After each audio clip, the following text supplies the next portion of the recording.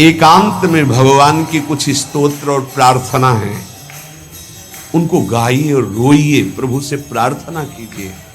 क्या मुझे अजपा जाप दे दीजिए, निरंतर भजन दे दीजिए, वो दे देंगे। हमने संतों से सुना है कि भगवान भजन मांगने की बात को बड़ी जल्दी पूरी करते हैं कि मुझे अखंड भजन दे दीजिए, हृदय से जब चाहोगे तब। वो अंतर्यामी है, वो आपके अंदर बैठे देख रहे हैं। भगवान मुझे भजन दे दिए, आपके चल रहा विविध भोगों की, तो पहले उन भोगों को नष्ट करेंगे या पूर्ण कराएंगे, तब आखिरी बातें आएगी। जब विभीषण जी श्री भगवान के सन्मुख गए तो भगवान ने सबसे पहली बात पूर्ण की, जो लंका में चलते समय भाव आया था कि भगवान के चरणों का आश्रय लेकर उनके बाहुबल से इस रावण का विनाश करके जिस सिंहासन पर बैठकर इसने लात मारी, यहीं बैठूंगा आके। पहला काम किया, समुद्र का जल मंगाकर लंकाधिपति पद पर अभिषिक्त कर दिया। लंकेश कह के उन्होंने कहा कि प्रभु उर्कछु प्रथम वासना रही, प्रभुपद प्रीति सरित सो वही। प्रभु आपके चरणों के दर्शन से कोई कामना नहीं। तो भगवान कहते नहीं, पहले कामना की थी उसकी पूर्ति ले। हम भगवान से भजन मांगेंगे, साथ में नाना प्रकार की वासनाएं हैं, तो इसीलिए जब बहुकाल करी सत्संगा, सत्संग सुनते सुनते ये दिमाग में बैठ जाता है कि भोग वासनाएं, कामनाएं ये हमें फंसाने वाली हैं, हमें नहीं चाहिए। जब आपके अंदर से उदासीनता आएगी तब भजन की मांग पूरी हो जाएगी। कभी कभी भगवान का गुणानुवाद करके एकांत में रोया करे साधक।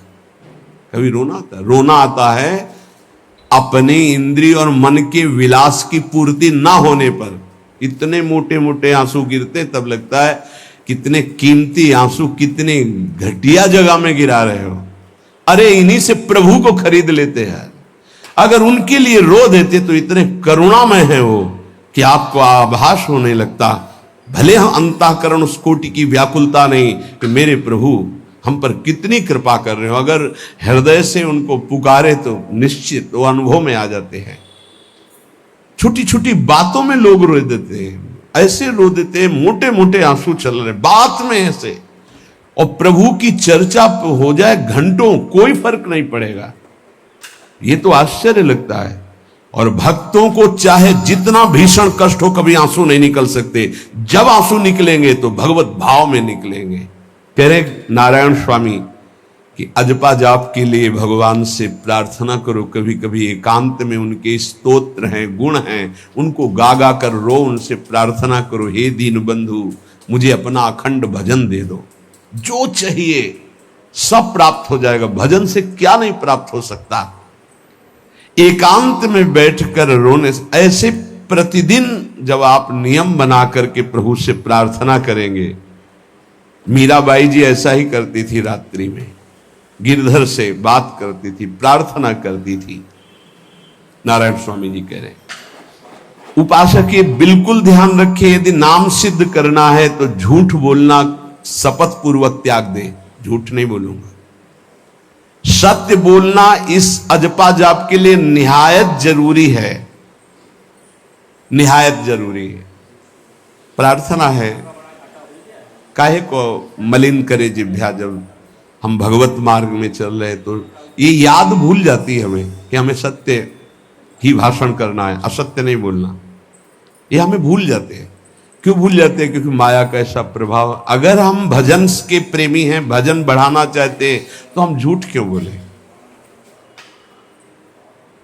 सारे जगत में जो भी तुम्हारे सामने आवे, दृष्टि से उसको जरूर देखकर एक बार प्रणाम करो। मेरे प्रभु इस जीव जंतु के रूप में, जड़ के रूप में, चैतन्य के रूप में। इससे तुम्हारे हृदय में पवित्रता बढ़ेगी, अजपा जाप चलने में सहायक होगा। सत्य बोलना, भगवान से एकांत में रोकर प्रार्थना करना, सबके प्रति भगवत भाव रखकर प्रणाम करना, जिससे तुम्हारा कहीं दोष दर्शन नहीं होगा। किसी के मन को दुखाने वाली कभी बात न कहे, किसी को दुर्वचन न कहे, किसी का वैर भाव अपने हृदय में स्वीकार न करे।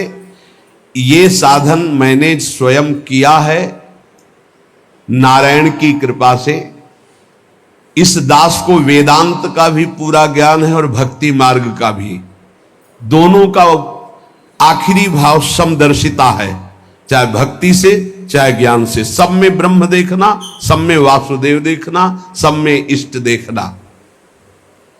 भक्ति विषय में भजन और ज्ञान विषय में नारायण, ये दोनों बात भक्त में होनी चाहिए। भक्ति का प्रथम और अंतिम विश्राम भजन, हर समय भजन चलना, और आंतरिक ज्ञान का विषय सब में हमारे इष्ट देव। ये दो बातें जरूर होनी चाहिए परिपक्व भजनानंदी होने के लिए। अगर भगवान की प्राप्ति करनी है तो ये दो बातें बड़ी जोर की है, भजन निरंतर और जिसके भी सानिध्य में आए उसमें भगवत भाव करना। मेरे नारायण ने मुझसे कहा, वो फरमाया कि उनके पीछे पीछे मैं चलता हूं जो मेरे ऐसे भजन करने वाले भक्त होते हैं। और श्री कृष्ण चंद्र जी ने दयालुता में भागवत में कहा, अनुब्रजाम्य हम नित्यम पूयत्यंगुरेण भी। मुझे बहुत रोना आता है बात सुन करके कि दास की चरण रज के लिए स्वामी पीछे पीछे डोलता है। किस भक्त के पीछे? जो दो बातें यहां कही, जो निरंतर नाम जप करता है और सब में भगवत भाव रखता है। तो भगवान नारायण ने नारायण स्वामी से कहा कि मैं उसके पीछे पीछे डोलता हूं कि उसकी चरण रज मेरे ऊपर पड़ जाए। और भगवान श्री कृष्ण चंद्र जी ने कहा, निरपेक्षम मुनिम शांतम निर्वैरम सम दर्शनम। निरपेक्ष जो किसी की अपेक्षा नहीं रखते, किसी से कोई संबंध नहीं स्वार्थ का। मुनिम जो निरंतर मंत्र का नाम का मनन करते रहते हैं। शांतम हर द्वंद्व की प्रहार स्थिति में वो शांत रहते हैं, विचलित नहीं होते। निर्वैरम कोई उनसे वैर करे तो भी वो उससे वैर नहीं करते। और समदर्शी सब में अपने इष्ट को देखते। ऐसे संतों के पीछे में भगवान कहते उनकी चरण रज लेने के लिए हर समय पीछे पीछे रहता हूं।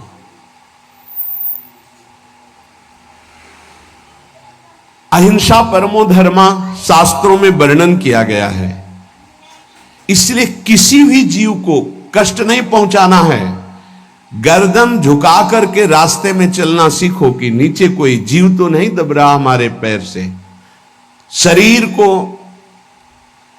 सावधानी पूर्वक, किसी को दुख ना पहुंच जाए मेरे शरीर से।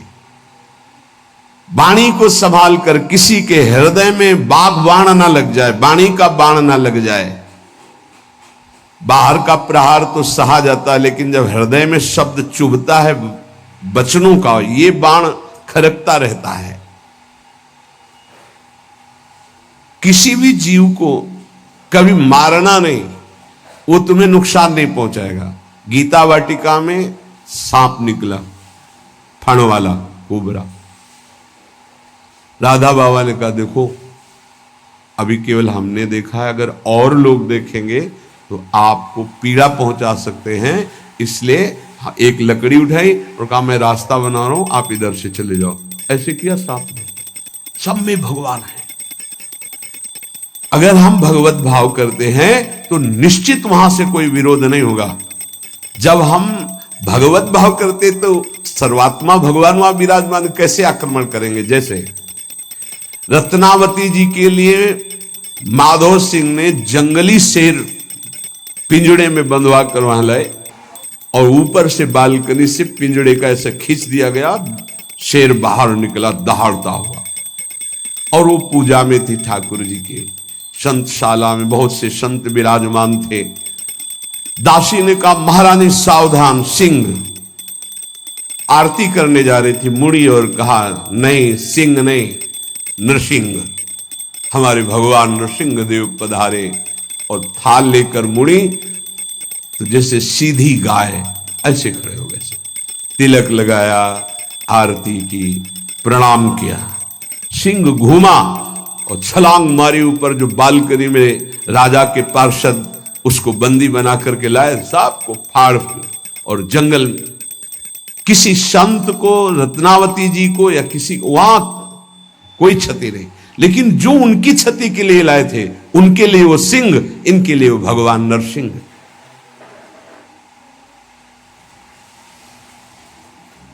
यथा योग्य दूसरे की सहायता करना, ये अपने भजन को बढ़ाने के लिए अत्यंत आवश्यक है। नारायण स्वामी जी कहते हैं, साधु क्या सहायता करेगा? मान लो जो अकिंचन है वो क्या सहायता करेगा? तो विद्या दान सबसे बड़ा दान है।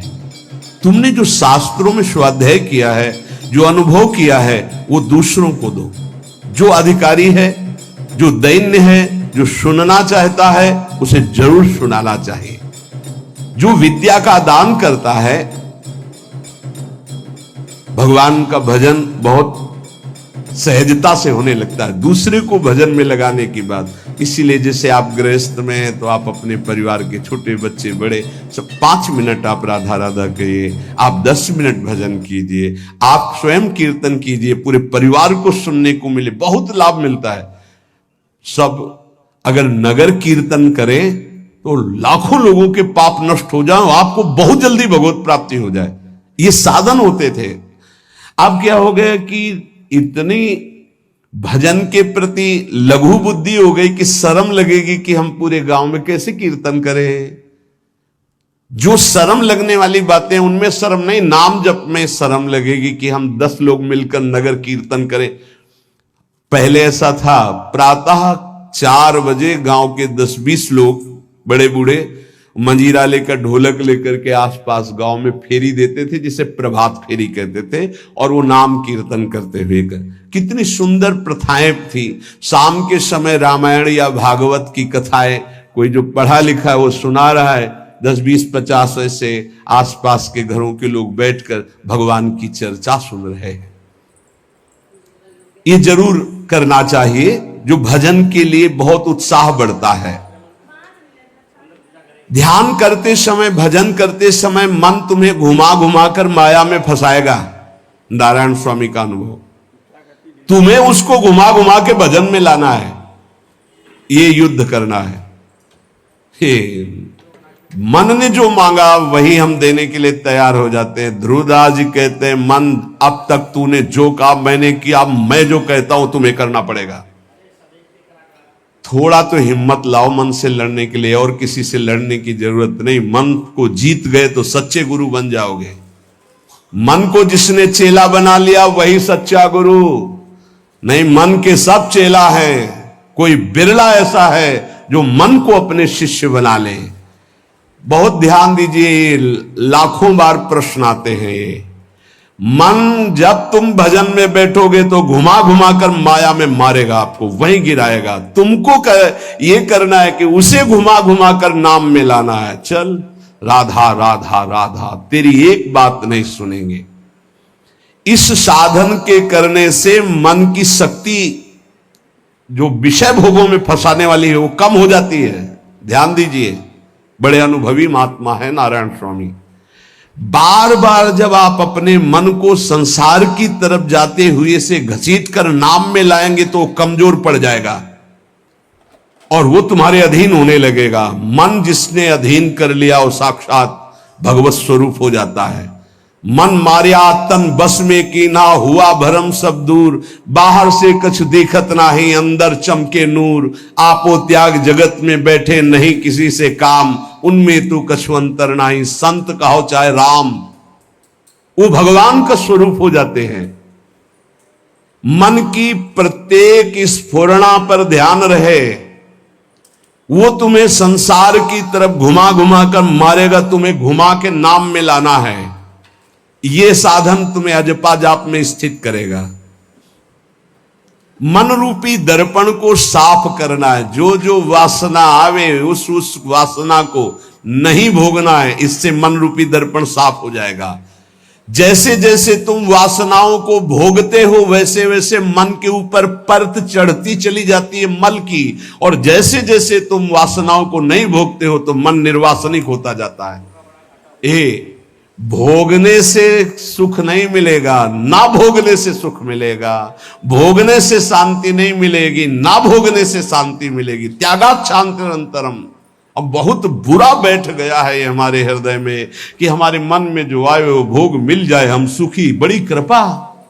बोले जब से भजन शुरू किया बड़ा चमत्कार, जो चाहते हो जाता है। दुर्भाग्य, ये कोई सौभाग्य है? जो मन चाहे वो पूर्ण हो जाए, सौभाग्य नहीं है।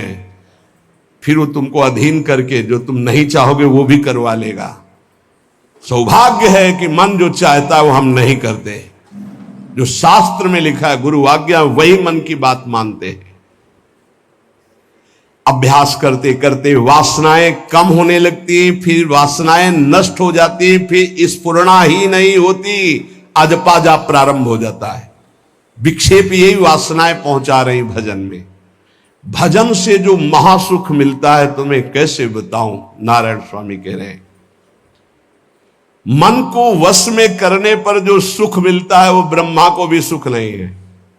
अब आप सोच लीजिए, मन के अधीन होने पर दुर्गति तो सब देख रहे हैं, लेकिन मन को वश में करने पर जो सुख है वो परमेष्ठी पद ब्रह्मा में भी नहीं है। इसीलिए भक्त कहता है, न पारमेष्ठ्यम न महेंद्र धिष्णम, नहीं चाहिए देवराज इंद्र का पद या ब्रह्मा का पद। ऐसा सुख स्वयं मिल गया क्योंकि मन अधीन हो गया।